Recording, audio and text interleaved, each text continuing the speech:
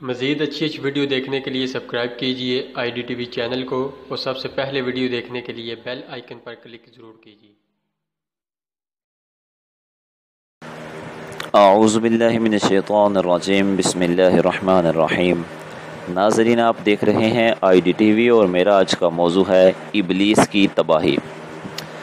انسان کی پیدائش سے ہزاروں سال پہلے زمین پر جن آباد تھے۔ جب انہوں نے آپس میں خون ریزیاں کی تو اللہ تعالیٰ نے فرشتوں کو حکم دیا کہ انہیں زمین سے اٹھا کر پھینک دو۔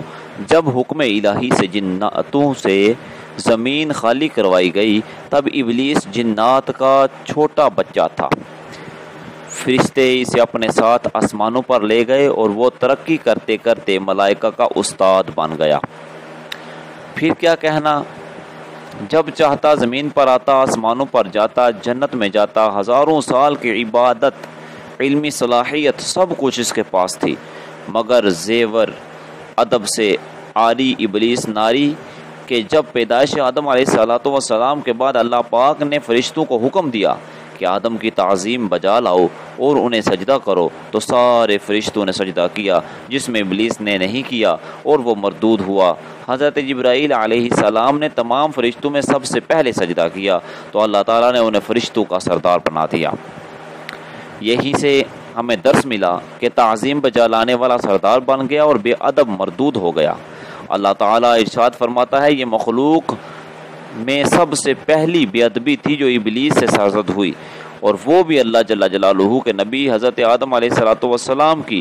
تو اللہ تعالیٰ نے اپنی بارگاہ میں کیے جانے والے سجدے اور عبادت کو نہیں دیکھا، بلکہ نبی کی بے ادبی کی سزا کے طور پر اس کی زندگی بھر کی عبادت اور اس کے بلند منصب سب کچھ برباد کیے، اور اس سے عزت کا تاج چھین لیا گیا، اور قیامت تک آنے والی آدم کی اولاد کو درس دیا گیا کہ اگر تمہارے پاس ابلیس جتنے سجدے بھی ہوں تو بھی میرے نبی کی معمولی بے ادبی سے وہ رائے گانج ہو جائیں گے اور تم میری بارگاہ کے مردود قرار دیے جاؤ گے۔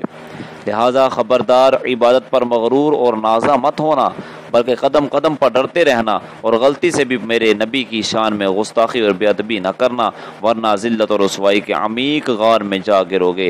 اب حضرت آدم علیہ السلام کے واقعہ کو قرآن مقدس کی روشنی میں سمجھیں۔ رب تعالیٰ فرماتا ہے، وَإِذْ قَالَ رَبُّكَ لِلْمَلَائِكَةِ إِنِّي جَاعِلٌ فِي الْأَرْضِ خَلِيفَةً قَالُوا أَتَجْعَلُ فِيهَا مَن يُفْسِدُ فِيهَا وَيَسْفِكُ الدِّمَاءَ وَنَحْنُ نُسَبِّحُ بِحَمْدِكَ وَنُقَدِّسُ لَكَ قَالَ إِنِّي أَعْلَمُ مَا لَا تَعْلَمُونَ وَعَلَّمَ آدَمَ الْأَسْمَاءَ فَقَالَ أَنبِئُونِي بِأَسْمَاءِ هَؤُلَاءِ إِن كُنتُمْ صَادِقِينَ قالوا سبحانك لا علم لنا إلا ما علمتنا إنك أنت العليم الحكيم قال يا آدم أنبئهم بأسمائهم فلما أنبأهم بأسمائهم قال ألم أقل لكم إني أعلم غيب السماوات والأرض وأعلم ما تبدون وما كنتم تكتمون وإذ قلنا للملائكة اسجدوا لآدم فسجدوا إلا إبليس أبى واستكبر وكان من الكافرين۔